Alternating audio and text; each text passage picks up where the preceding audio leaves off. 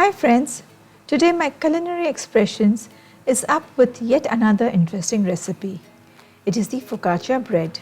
Focaccia bread is an Italian bread that is by now enjoyed worldwide. Focaccia is a thick, spongy and soft flatbread with a crispy exterior. Now what goes into its making? Well, for focaccia bread, we need olive oil, garlic and herbs for seasoning. We indeed need to be generous on the oil because olive oil imparts a flavor and texture to it. And apart from it, we need veggies, which is optional absolutely. Friends, hope you're loving these videos. If so, then share your feedback in the comment section. And if you love these videos, then do share among your friends and family and give a try to the recipes. And if some of you are new to the channel, then hit the subscription button and press the bell icon to receive notifications. If you think that bread making is a daunting task, then you'll be surprised at the ease with which this bread is made. Here we will learn how to make fresh focaccia bread at home right from the scratch. Focaccia is a gateway to the world of bread making as it does not need any elaborate equipment. You could bake it into a thin or a thick crust. I guess the impact of this herb flavorful focaccia bread is so great that it propels you to go on and on and on. But I need to pause and get started with its making process. So here we go. Here are the ingredients. As a healthier option, I have taken 200 grams of whole wheat flour and 200 grams of plain flour, then a teaspoon of instant yeast. You could take active yeast also, active dried yeast, 1 teaspoon of sugar, 3/4 teaspoon of salt, and some more salt, that is kosher salt or pink salt for the topping. Then 1 green chili finely chopped and 5 to 6 cloves of garlic. This shall impart flavor to the focaccia bread. Then we have 3 to 4 tablespoons of olive oil and some more if needed. Then 1/2 teaspoon of rosemary, 1/4 teaspoon of chili flakes, 1/4 teaspoon of thyme, 1/2 teaspoon of oregano. Then we have a few olives, onions and some capsicums or bell peppers. The bell peppers will be chopped, and we have water and some more olive oil. For this herbed and flavorful focaccia bread, we need to saute the garlic and green chilies in a little olive oil.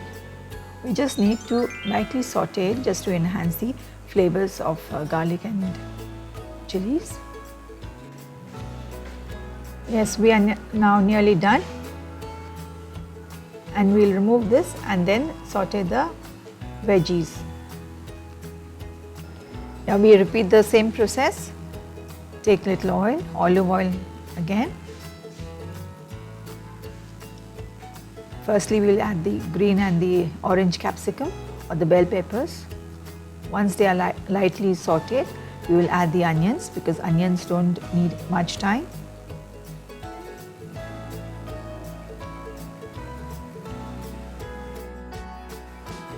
Feel free to use any combination of colored bell peppers.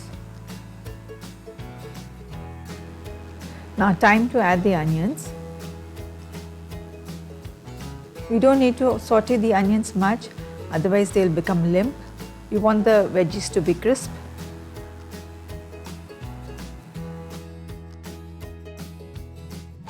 While sauteing, you could sprinkle a little bit of kosher salt or the pink salt.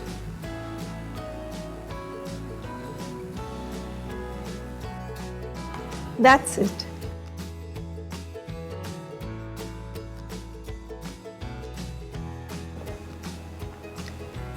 The next step is to activate the yeast. For this, we will take 100 ml of lukewarm water and add a teaspoon of sugar. Mix it and then add the instant yeast. Since we are using instant yeast, this step could have been omitted, but I like to double check before I use this yeast, lest my efforts will go in vain. If using active yeast, then this step is mandatory. That is, you have to dissolve the yeast in lukewarm water along with sugar. Now we will cover it for 5 to 10 minutes and let the yeast sit. The yeast feeds on the sugar and is activated. How will we know that the yeast is activated? Well, you will see bubbles and froth that is formed. Now we are good to go with this activated yeast. In the meanwhile, as the yeast was getting activated, we will take a mixing bowl and to it we will add the flours, that is the plain flour and the whole wheat flour. We could have also used either of any flour, but I like to use a combination of both the flours. To this we add the salt and the dried herbs, that is thyme, rosemary and oregano, also the chili flakes. Instead of using separate Italian herbs, we could have used the readily available mixed Italian herbs. The choice is entirely yours. You could have used parsley also. You could have used fresh rosemary. You see, the choices are many. Now we add the sauteed garlic and chilies.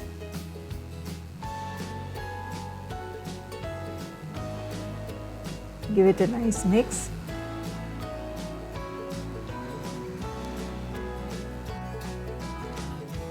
We will now add the activated yeast solution. Mix it nicely. We will be needing more water, let's say around 200 to 250 ml more.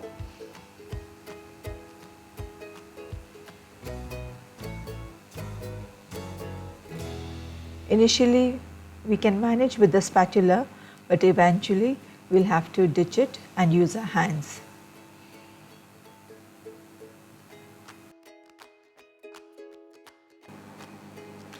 We will add water little by little.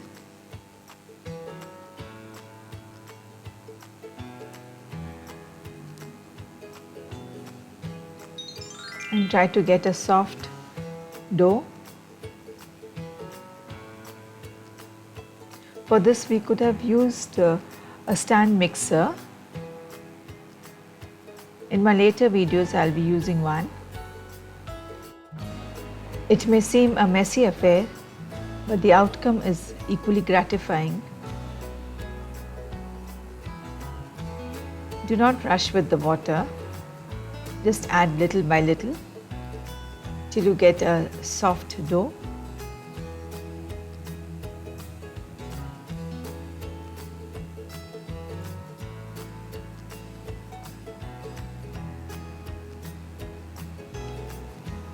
Now the dough is somewhat formed, but still it's not enough.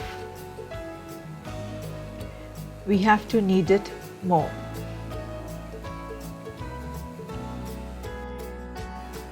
Now we will turn out the dough onto a working board and continue to knead. Initially the dough will be soft and sticky. We may be needing the help of a dough scraper. Intermittently, we will use some olive oil.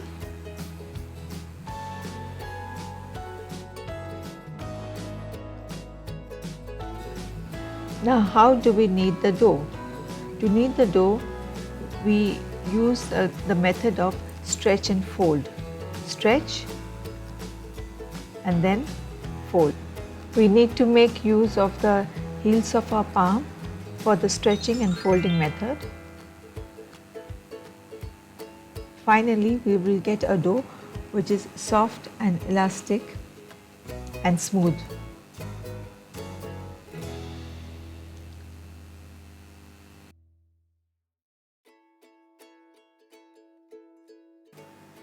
Grease a bowl and place the dough in this bowl. Now it is time to proof the dough. Proofing means letting the dough to rest till it rises, till it is double in volume. Apply oil generously on the dough so that the dough doesn't stick to the walls of the bowl, and cover this bowl and place it in a warm place. Here I have placed in a warm oven. Leave the dough for an hour at least so that it doubles in volume. Now after an hour, our dough has doubled in volume. We will grease our hands and lightly try to remove the dough from the walls of the bowl and bring it onto the working board. Now gently we will knock off the air with our knuckles and try to fold into 3 folds.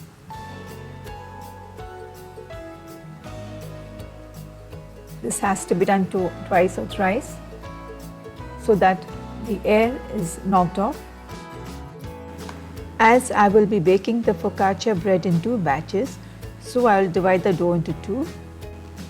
Take a baking tray, apply some oil and sprinkle some semolina or plain flour or cornmeal and bring the dough onto the tray. Using your palms, flatten the dough to take the shape of the tray. In between, just apply some oil on your hands.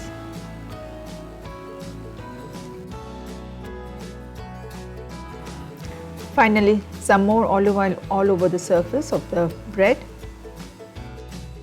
Now cover it and keep it in a warm place for half an hour. Apply oil on the remaining dough and keep it in a Ziploc bag and place it in a refrigerator for later use. Can you see after half an hour how well the dough has risen? Now, time to make the dimples.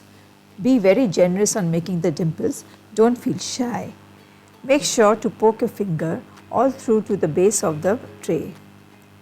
Now keep this aside for another 10 minutes. You can check out my video on pizza, that also is an interesting recipe. Now apply some more oil. The oil should get into the dimples. Then you can add some kosher or the pink salt, all the dried Italian herbs. Here lies the difference between a focaccia bread and a pizza. In focaccia bread you have a thick crust and a flavorful but very scanty topping, whereas in the pizza you have a generous, wholesome topping with a scanty crust. Now the focaccia bread is adorned with bell peppers, onions and olives. You could use any topping. You could use cherry tomatoes. Along with the Italian herbs, you could also use fresh parsley, thyme or rosemary leaves.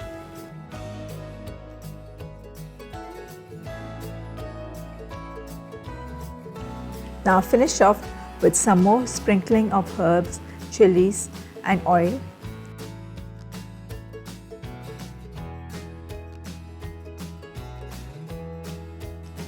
Bake in a preheated oven at 220 degrees Celsius for around 25 minutes.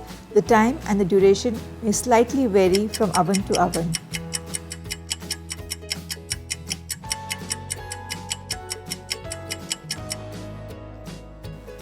Out from the oven. Oh, what a flavorful crust! This focaccia bread can be served as a breakfast or for snacks or as an appetizer or a side dish. Feel the flavor in every bite. Hope you enjoyed this video.